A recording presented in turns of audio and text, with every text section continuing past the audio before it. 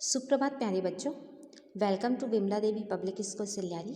मेरा नाम वंदना पाल है और मैं आप लोगों की हिंदी विषय की शिक्षिका हूँ, है ना। आज हम पाठ 16 राजिम मेला सहेली को पत्र, ये जो हमारा पाठ है वो क्या है, सहेली को पत्र है ना।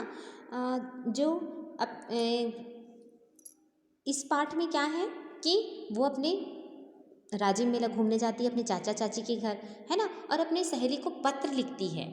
ठीक है, कि क्या कहती है वो कि मैं राजिम का मेला घूमने आई हूँ, यहाँ मैं क्या क्या देखी, है ना, किस किस तरीके से यहाँ पर 3 नदियाँ मिलती है ना, और नदियों के नाम बताई है, और वहाँ राजिम में क्या क्या देखने लायक चीज़ें हैं, है ना, दर्शनीय स्थल है, उन सब को वो पत्र के माध्यम से अपनी सहेली को बता रही है।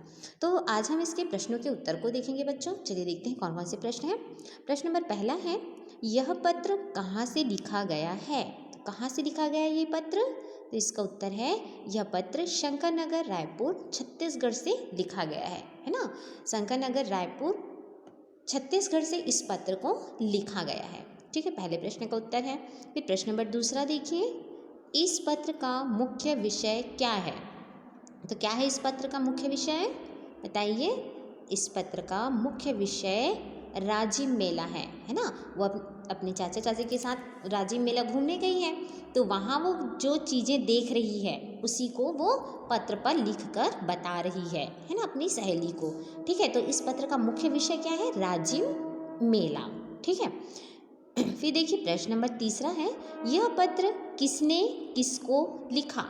तो किसने लिखा है, यह पत्र सरिता ने अपनी प्यारी सहेली श्वेता को लिखा है ना।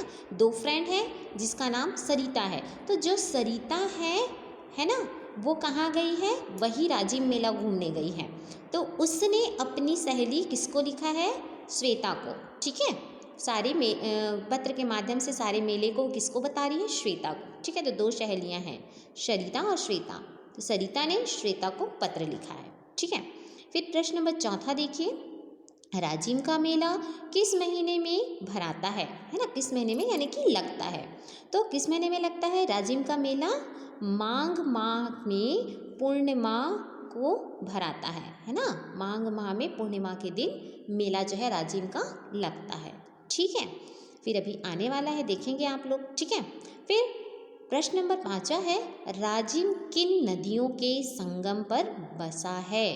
तो राजिम किन नदियों के संगम पर बसा है, वहाँ पर त्रिवेणी संगम होती है ना, पता है ना, हमने पाठ में पढ़ा है। तो कौन कौन सी नदियाँ मिलती हैं, तो राजिम, सोंदूर, पैरी और महानदी के संगम पर बसा है ना। राजिम पे ये 3 नदियाँ जो है मिलती हैं, एक तो है सोंदूर, दूसरी पैरी और तीसरी महानदी, है ना। इन तीनों नदियों के संगम पर ही राजिम जो है बसा है ना। और इन तीनों नदियों के मिलने की वजह से ही यहाँ कुंभ का मेला लगता है। ठीक है, लोग जो है बहुत श्रद्धालु यहाँ पर स्नान करने के लिए जाते हैं, है ना, आपने सुना भी होगा। ठीक है, बहुत बड़े पैमाने पर यहाँ मेला लगता है। फिर है प्रश्न नंबर 6वां, किसी भी मेले में बच्चों के आकर्षण की कौन सी चीज़ें होती हैं, है ना। जब हम मेला देखने जाते हैं तो बच्चों के आकर्षण का सबसे प्रमुख केंद्र क्या रहता है, उत्तर है बच्चों को मेले में झूले, तमाशे, गुब्बारे, खिलौने तथा खाने पीने की चीज़ें आकर्षक लगती है ना। बच्चे जब मेला जाते तो क्या देखते हैं, झूला देखते हैं, गुब्बारे देखते हैं, खिलौना देखते हैं, है ना, तमाशे वाले को। तो यही सब चीज़ें बच्चों को आकर्षित करती हैं। ठीक है, प्रश्न नंबर 7 देखिए, त्रिवेणी से क्या तात्पर्य है। तो क्या तात्पर्य है भाई, त्रिवेणी से हमने पाठ में पढ़ा है ना। तो 3 नदियों के संगम को त्रिवेणी कहते हैं, है ना। जिन स्थानों पर 3 नदियों का संगम होगा तो वही त्रिवेणी संगम है ना। 3 नदियों के संगम से ही तात्पर्य है त्रिवेणी का। फिर है प्रश्न नंबर 8वां, राजिम को छत्तीसगढ़ का प्रयाग क्यों कहा जाता है। क्यों कहा जाता है, बहुत ही अच्छा क्वेश्चन है। देखिए, राजिम को छत्तीसगढ़ का प्रयाग क्यों कहा जाता है, नदियों के संगम स्थल के कारण इसे छत्तीसगढ़ का प्रयाग कहा जाता है ना। यहाँ पर 3 नदियाँ मिलती है ना, तो इन्हीं नदियों के संगम की वजह से ही राजिम को छत्तीसगढ़ का प्रयाग कहा जाता है। तो ठीक है बच्चों, आप क्वेश्चन आंसर अगर इस पार्ट से रिलेटेड कोई छूटा है तो उसको कंप्लीट कर लीजिए, और इससे रिलेटेड जो क्वेश्चन आंसर दिए गए हैं उसको कंप्लीट कीजिए। ठीक है।